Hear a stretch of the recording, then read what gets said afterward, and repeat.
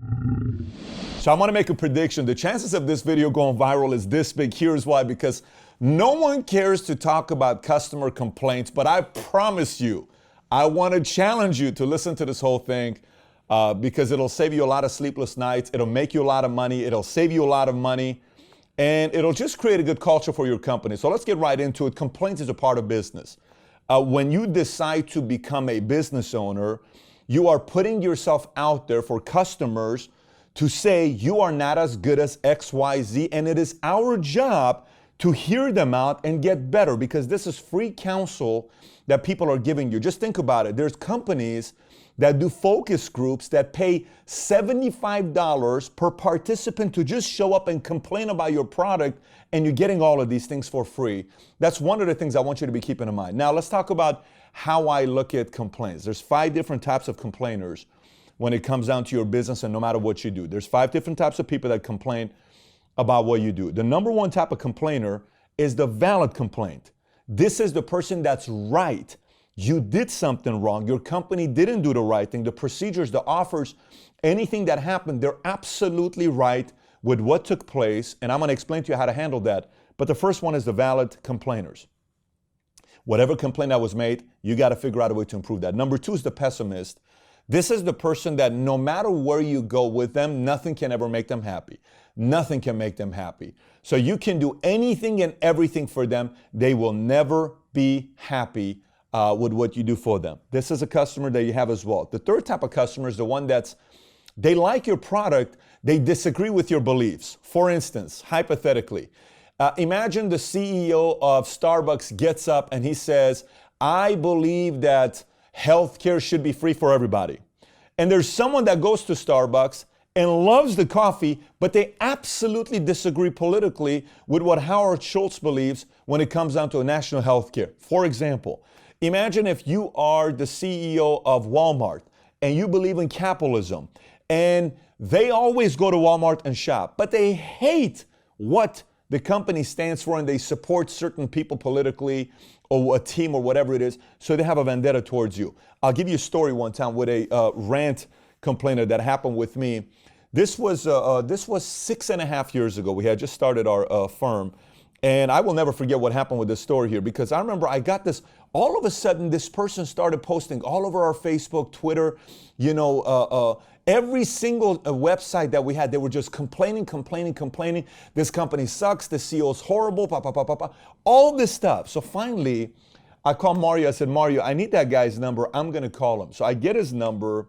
I call him up at night. I'll never forget. It's 10 o'clock at night. It's 8 o'clock his time. 10 o'clock at night. It's 8 o'clock his time. I'm on the phone with him. I said, hey, this is Patrick Bet-David giving you a call, the CEO of PHP. I just wanted to call you. It seems you're extremely upset. I wanted to call you instead of having somebody else call you. Can you tell me what you're not happy about?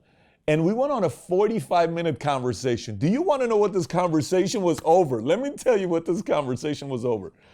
This conversation was over the fact that he belonged to the biggest communistic organization in America, and he's a proud believer and follower of Karl Marx, a book called Communist Manifesto, and he found out that I believe in capitalism, and I follow the teaching of Milton Friedman, and he hates capitalism. He hates capitalism. So I'll never forget the conversation that we had together, and this became a friendly conversation.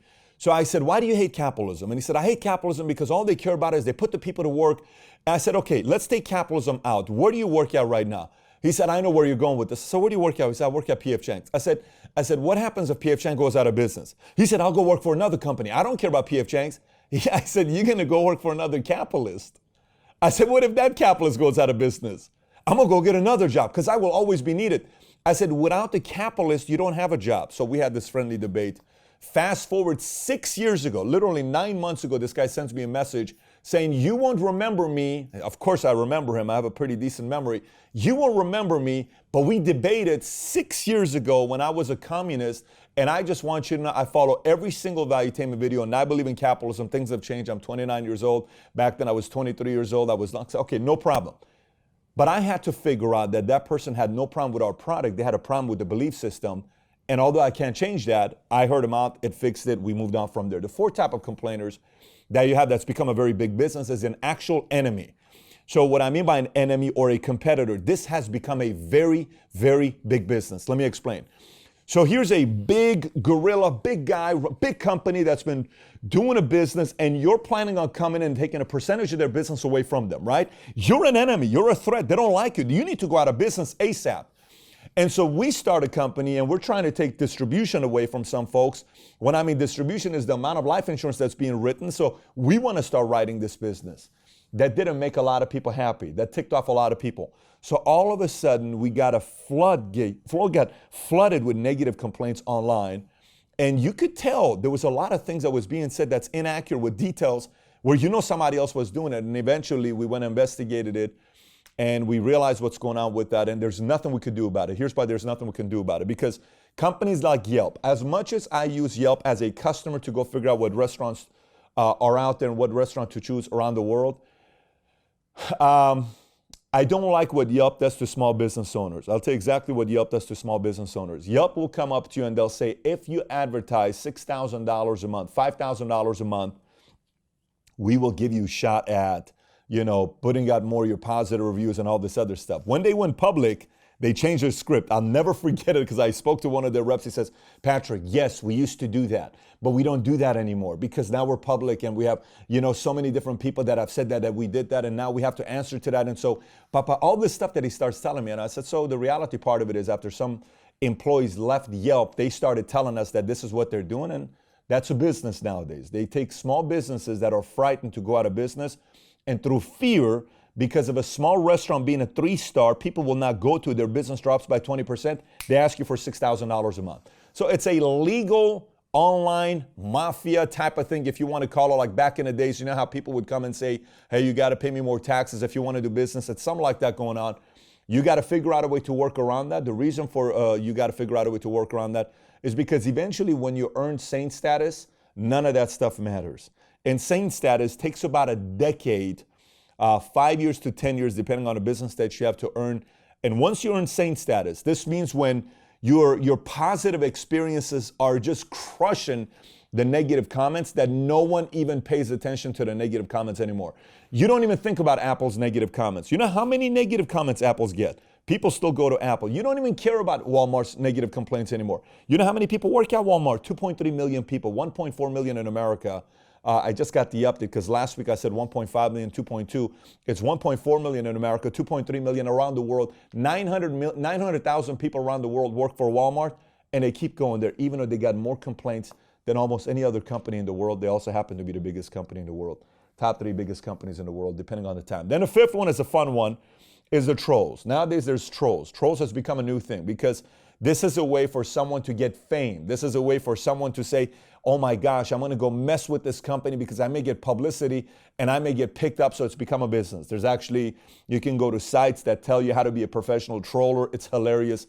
We get some trolls sometimes on Valuetainment. Sometimes I had this one guy that trolled me one time. I won't tell you what I told him, but he trolled me. Paula's already laughing back there because, so this guy comes and he starts trolling Valuetainment, and then I go to his Facebook page, and on his Facebook page, the most recent post he posts, he says, I'm in the mood to go troll some bigger brands. This is on his Facebook page. So I take a screenshot and I say, let's have some fun. Because if you want to have fun, I don't mind it, crap talking game. So I went at him pretty hard. He deleted his comment, came back.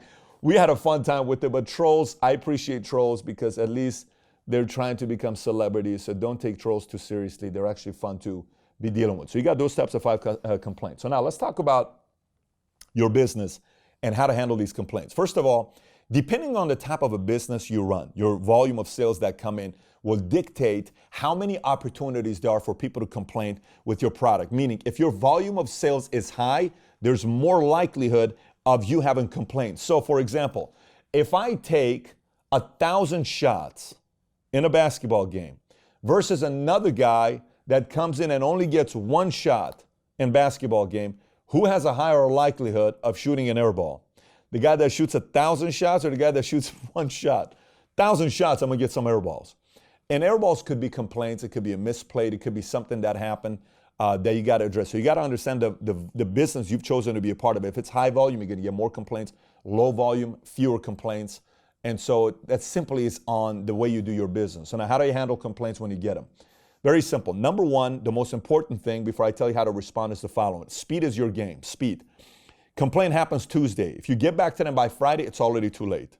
Complaint happens at Tuesday at 3 o'clock in the afternoon.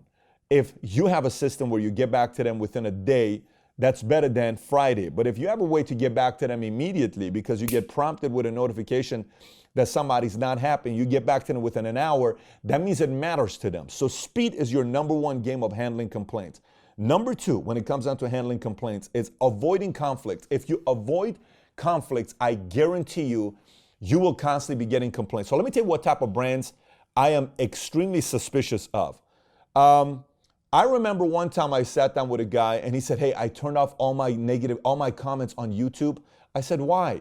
He said, well, you know, YouTube has a way for you to hide your number of subscribers and hide your number of comments because no one will know how many subscribers you have, so you can kind of make it up and say how many you have, and no one will see the bad things people are saying about you. I said, first of all, I want to hear the negative comments because I want to figure out a way if our sound is not good. You know how many things we've improved on our brand because of how many Valuetainers have told us the sound only comes from one ear. You know, Paul, how many times have you gotten a message where it says too many times, right? So Paul over here, he's got to figure that part out. Or, hey, you guys spelled entrepreneur wrong. We chose this word called entrepreneur, and every time preneur, Paul, preneur, right? So, hey, you misspelled entrepreneur. Great, we want to hear this stuff. But brands that are too concerned about hiding all the negative comments, I'm very suspicious of. What are you hiding? Who cares about negative comments? No one's perfect. See, we don't have a standard of perfection. I want to hear about it because I want to see what my audience is going to say about it so we can be held accountable and we can improve. So don't avoid conflicts. Number three, you can't win them all. That's for sure. You cannot win them all. And then four, I like the phones.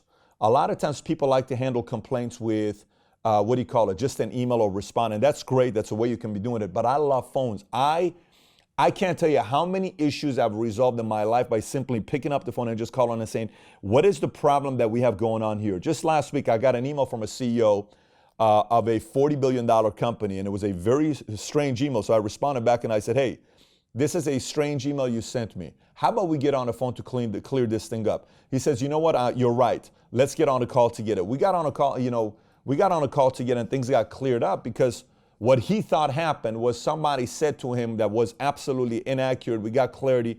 He went and investigated. He says, you're right. This is exactly what happened. Great, we moved on. I like handling issues immediately with a phone call. Now, let me tell you about how to respond. When you get on a phone or you send an email or you respond, whatever it is, number one, thank them for taking time out of their schedule to critique your product, your company, you. Thank them. The most valuable asset anybody has is time. And if they took time to write you and give you feedback, let me tell you, that is more valuable than other people that are not willing to do that because you don't matter to them that much. It matters to them. I was at P.F. Chang's the other day. I've been a customer of P.F. Chang's. I've probably been to P.F. Chang's 400 times in my life. One of the reasons because when I was at Woodland Hills, P.F. Chang's was right across. And then here I got a waiter, a guy named Brian in Dallas. I really like. When I say here, I'm in Vegas right now. But when I'm in Dallas, I got a waiter that I really like. I went to P.F. Chang's yesterday, and I had a bit of a meltdown. I'm there with my wife and kids. When I say meltdown, I'm annoyed. So we sit down, and when we sit down, it took 21 minutes before water touched our table. It took 48 minutes before appetizer touched our table, okay? I called the manager, and I saw the manager talking to another person, and they looked at us, and they still didn't come to talk to us. They're not that busy. This was 1 o'clock, 1:30 on Sunday. Traffic was already gone. Then our waitress here kept avoiding us, and they kept going to other people because she was handling this bill, and she kept saying, I'll come back. 9 minutes from the moment she said that, she didn't come back, right? Now, let me tell you this here. I am a valid complainer to P.F. Chang's because I want to come back to P.F. Chang's. And I want them to resolve this because I love service. Make sense? So I took the time to give feedback. Now, what the manager does with that is on them. I may not go back on Sunday because I know the manager is going to be there on Sunday. So number one is thank them. Number two is speak like a human being. Have you ever done customer service with people where they speak to you in a too scripted? Well, thank you for the complaint that you have here. And I just want you to know that it means a lot to us and all this stuff. Listen, hey, John, I'm sorry, man. I'm sorry. about this experience. Tell me about what happened. Can you tell me a little bit more? I really want to hear you out. Yes, here, speak to them like a human being. Like, hey, this is what happened. What happened? This is what took place. Okay, number 3, apologize for the experience. Acknowledge, be honest, and acknowledge, hey, we messed up here. If we did, it sounds like we messed up. You mind if I investigate a little bit more and get back to you? Sure. Hey, it sounds like we're at fault here for what we did, and I'm not happy about that. Let me see what we can do about it. Yes, oh my gosh, I'm so sorry that you experienced this. Okay, so acknowledge it. Number 5, remain calm. I can tell you many experiences that I haven't remained calm, that sometimes, and by the way, almost every case that I didn't remain calm didn't work in my favor. I just want you to know this. Almost every single case that I didn't remain calm hasn't worked in my favor. And I've done that many times, and I had to learn to overcome that. Now, sometimes it may be the fact that I don't want that business anymore. And to me, it's a way to say, I don't want to do business with this person anymore. But that's still not an excuse to not handle people well, because if you treat somebody good, they tell 3 people. If you treat somebody bad, they tell 11 people. People like to spread bad experiences more than they like to spread good experiences. It is what it is. This is why media and CNN and Fox and MSNBC do so well, because all they do is spread bad news, and we share it with everybody. And good news, there's not GNN yet. You know why there's no GNN in the world, Good News Network? Because no one cares about good news.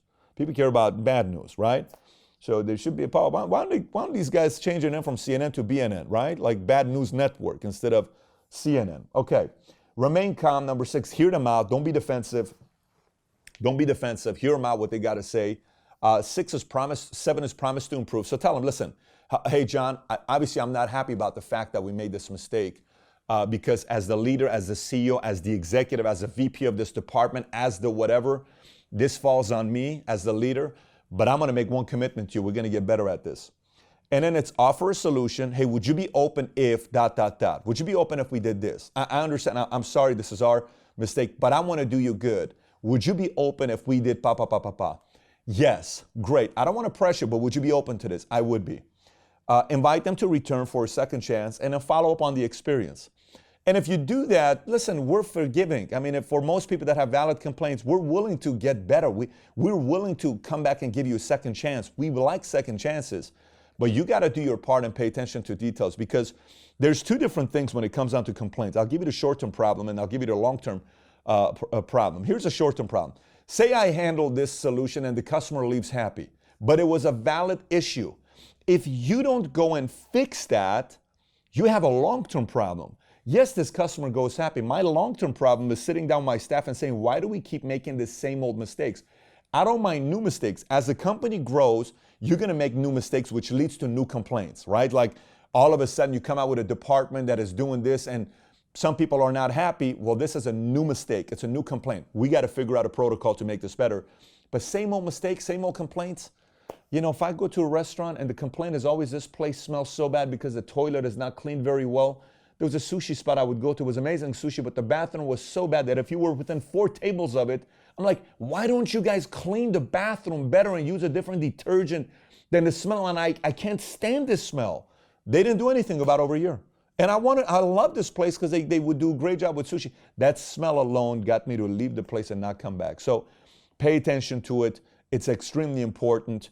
It's by far your best critics. Your customers will give you so much feedback to improve your company, increase the value of the company if you hear them out. So with that being said, Paul, we don't have a pillow here. Why don't you just throw me a pillow from her? I just want to, I'm in the mood for any kind of a pillow. Let's see what pillow Paul's going to throw us. We're at a hotel room here in Caesar's Palace. Let's see what this pillow looks like. Okay, hey. Should we write something on this pillow? Should we do like graffiti and like be charged $80? We don't have the marker to do it. If I did, I would do it. Actually, you know what? Let's see if this pillow is a little bit more. Look at this pillow. Look at this pillow. This is a very nice, classy pillow from Italy that only today, if you call in right now, 1-800-SOFT-PILLOW, we will sell this to you for $99. And if you call in the next 10 minutes, all right, I'm not doing no infomercial with you. Hey, if you haven't subbed to this channel, click on the button here to subscribe to this channel. And if you're not part of the notification squad, you know who you are. I love our notification squad. You're the first to comment there. Click on the notification squad here. And if you haven't posted your video for the $250,000 contest that we have, go post your video for the $250,000 contest to come. 10 of you guys will fly in to come and spend time with us for a day. One of you guys, I'll come to you. Go watch the video, the $250,000 contest. Paul, how about we put a link on the bottom for people to know it? And if you got any questions, comments, thoughts, comment on the bottom. Take care, everybody. Bye-bye.